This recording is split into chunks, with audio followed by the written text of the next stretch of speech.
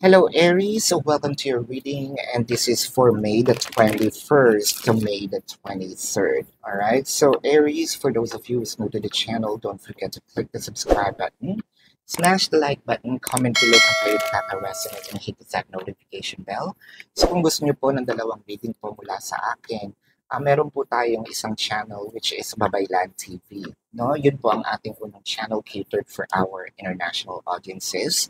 Nagla-live din po tayo dun sa kabilang channel. So, you're very much welcome to join, no? Aries, kung wala po kayong time, no, meron naman po dito sa comment section, dito sa YouTube, pwede po kayong tanong as long as the question is answerable by yes or no. Okay po. If in case na alam niyo hindi kayo masasatisfy doon sa yes or no question, meron po tayong form, no? Dito sa description box ng video na ito, no? You can click the link. You will be routed to my page. Type in your questions and then click submit. Ano po? And when you click submit, just follow the instructions. So meron po tayo pang isang tanong, dalawang tanong, and we have a promotion of 4+1.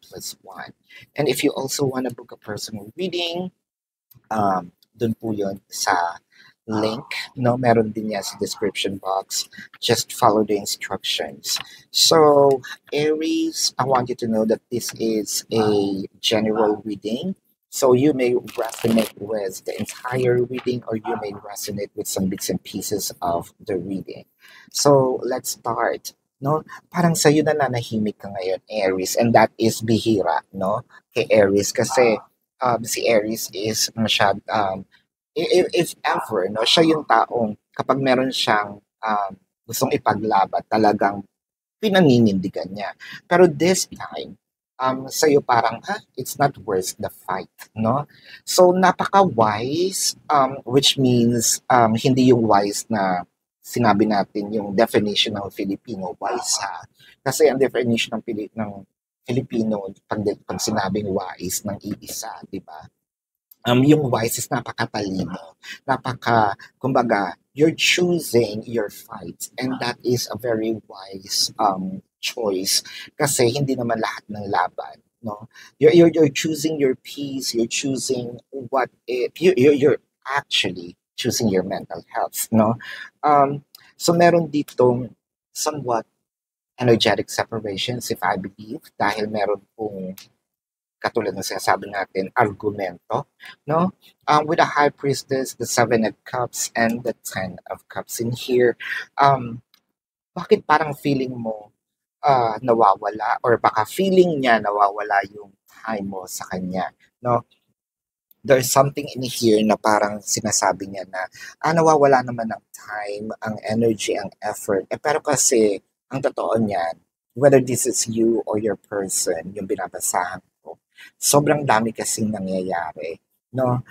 Actually, binabalance lang ng tao na to kung ano yung dapat i-prioritize for now. It could be money, it could be the love, it could be other health, could be, no? Pero it doesn't mean na hindi ka na love, no? Ng person na ito with the Queen of Wands and the Five of Cups. Nako, ayan.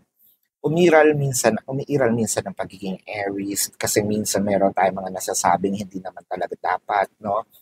Kumbaga, yung ilang beses na ito nangyayari sa Aries, no? Me and my big mouth, no? Nauna muna ang talak bago ang tingnan ang sitwasyon, no? With the Nine of Pentacles, the Nine of Cups, and the Hierophant. So, I feel like, hindi ko naman pwedeng sabihin na napaka-shallow, no? Ng inisan or ng galit na ito.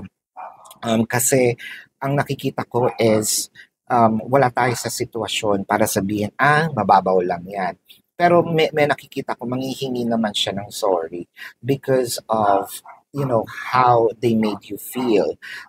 Babalik uli ang saya, babalik uli itong sabihin natin, I'm seeing here wish fulfillment, no?